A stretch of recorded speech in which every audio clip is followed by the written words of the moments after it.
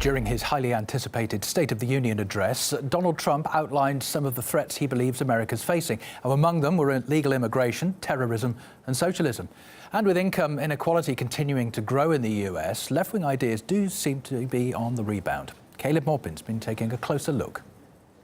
Now, those who watched Donald Trump's State of the Union address would have a hard time missing one particular moment, the topic of socialism. America will never be a socialist country.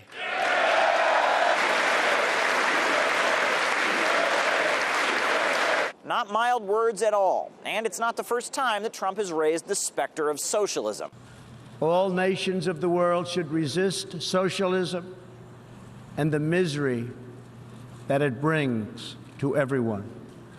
But the socialists, they say that he's just afraid of their rising popularity. I thought it was fabulous because it shows that we've gotten under his skin. He has no vision for this country. Everything is about what he doesn't want. Everything is about the boogeyman. And they've got a point. After all, Bernie Sanders is one of the most popular politicians in the country.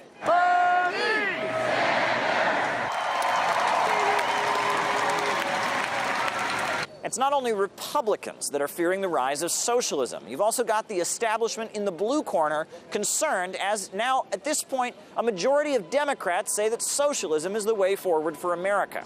Republicans say that one of the things this defeat shows is that democratic socialism is ascendant in your party. Are they right about that? No, they're not. It's ascendant in that district, perhaps, but I don't accept any characterization of our party presented by the Republicans. Pro-Trump media going as far as printing guidelines on how to inoculate your children against the rising ideological danger.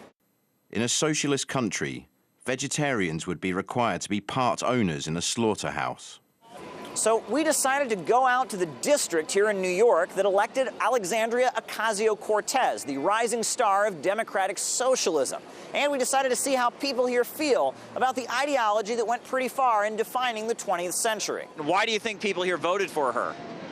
I think they voted for her because she was pretty. I think she voted for her because she was charismatic. And I think they also voted for her because it was a change from the guy that was in it before, who was very much like embedded. A lot of people are afraid of Trump. So, I mean, anything to veer away from what Trump is doing, I think people feel more confident about what's going on.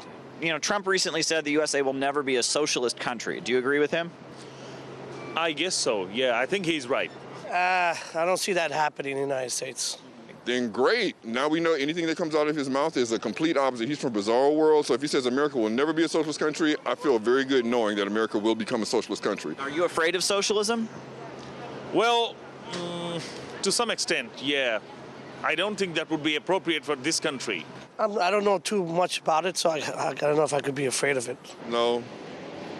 We also got a chance to speak with journalist Dan Lazare. Dan, can you tell me, is socialism no longer a dirty word in American politics? Well, it's a dirty word still in certain quarters, but it's more acceptable now in other quarters than it was a few years ago, thanks to Bernie Sanders and Alexandria Cortez. Now, do you think it is possible that Bernie Sanders might run against Trump? They're saying he's the most likely to beat Trump. Is it possible that we could get a Trump versus Sanders ticket in the upcoming election? I think it's very possible. I don't want to make predictions, but I think it's very possible, yes. And is that something that the Democratic Party leadership is afraid of? I think they're terrified of that. I think that if that happens, every Democratic politician in the country will be running for cover. Because remember, Sanders is not a Democrat, just as Trump is not really a Republican. So we'll have a non-Democrat versus a non-Republican, and everyone in between just hiding their head in the sand and trying to forget, ignore what's going on. For a long time, it seemed like the S word was almost profanity, and we see the establishment trying to stoke up the same old fears once again. However, it seems like in 2019, socialism is back on the table for debate. Caleb Maupin, RT, New York.